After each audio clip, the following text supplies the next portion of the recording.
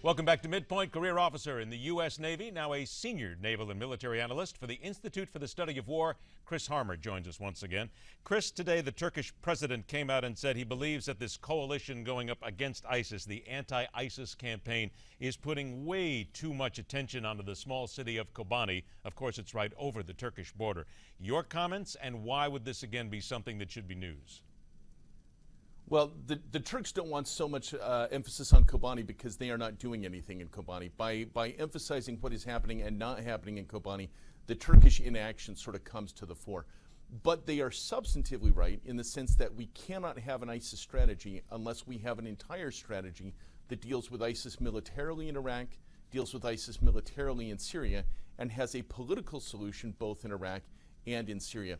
When people talk about political solutions, I'm always a little bit frustrated because they assume a political solution can happen in the absence of a military solution. If you look at everywhere where America has fought successfully internationally, it has always been military action first, followed by a political solution second. The denazification of Germany was the political solution post-World War II, but that did not happen until we defeated the Nazis in World War II. I can make the same case about Japan. I can make the same case about South Korea. We will not have a successful political solution to the problem of ISIS unless we first have a military solution that destroys ISIS.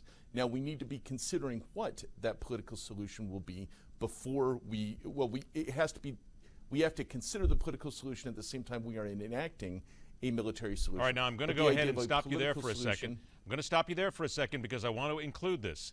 Because here's the Defense Secretary, Chuck Hagel, wrote a very private note and a memo that went to National Security Advisor Susan Rice that has now gone public, where he expresses concern about overall Syria strategy and says we need to have a sharper view of what to do about the Assad regime. Chris, we've been hearing this over and over again to the point where it's been beaten into our heads. People are tired of hearing this. What is that sharp strategy, then, that isn't going to take us 10 years to get done? Well, it is going to take us 10 years to get done. I mean, no matter what we do, right? Let's stop right there. No matter what we do, 10 years, we're in this. Doesn't make a difference what you do right now. We're 13 years into the war in Afghanistan, and we're nowhere near being done with it. So my message to your viewers is I'm sorry that it's going to take such a huge American commitment, but our choices are either a significant long-term American commitment or a continuity or a continuation of the status quo with things generally getting worse. The original sin in Syria is the Assad regime. This has been a terrorist nation state for over 30 years, designated by the State Department, supported by both Republican and Democrat presidents and Congresses. The original problem in Syria is the Assad regime. Unless our strategy specifically addresses the removal of Bashar Assad, there is no possibility for any political solution in Syria. But isn't it fair to say that right now there is absolutely nothing that we can strategically, militarily, logistically do against Assad that would get something done, that would not involve thousands, tens of thousands of ground troops and more millions of dollars? It's simply impossible. So you are correct that today the removal of Bashar Assad from power is not possible without a significant commitment of U.S. ground troops. I would argue that 3 years ago, the U.S. had a perfect opportunity to consequentially engage on behalf of the moderate Syrian rebels. Our refusal to engage on behalf of the moderate Syrian rebels, our abdication of that opportunity, led to the reality that Assad on one side and the al-Qaeda affiliates on the other crushed the moderate rebels between them. We are now attempting the impossible, which is to resurrect or recreate a moderate Syrian rebel force that's already been defeated. So right now, I'm very skeptical about long-term U.S. prospects in Syria. It's going to take serious U.S. leadership and serious U.S. engagement to solve this problem, and it's not going to happen anytime soon. So then going back 3 years, in your opinion, the Obama administration simply blew it. They had the open door, didn't take it. Why didn't they take it?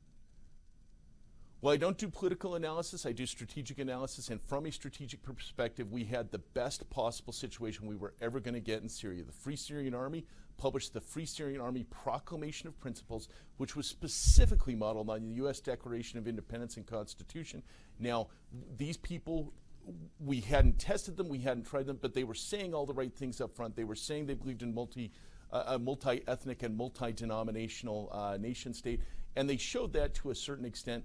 The problem was we never supported them. So because we never supported them, all of the moderate unaligned rebels eventually had to split into one of two camps. They either had to support Bashar Assad or they had to go to the al-Qaeda affiliates that actually had funding and weapons. So there really is no moderate opposition left in Syria. It's been destroyed, and what we are attempting to do now is to recreate something that was destroyed because of U.S. abdication. It is unfortunate what you say, but you're exactly right, and the American people have to face facts at this point.